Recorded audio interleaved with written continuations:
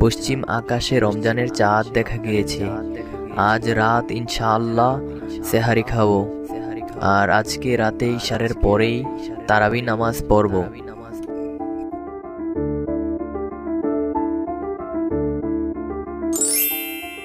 মা, কালকে নাকি রোজা, রাইতে কোন সময় খামু?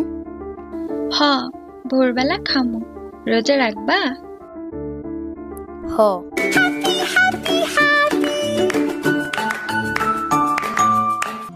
আচ্ছা, ডাক দিমো।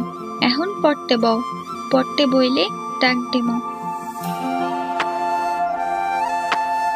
সম্মানিত এলাকাবাসী, ঘুম থেকে উঠুন, সেহারি খান, রোজা রাখুন, রমজানের পবিত্রতা রক্ষা করুন।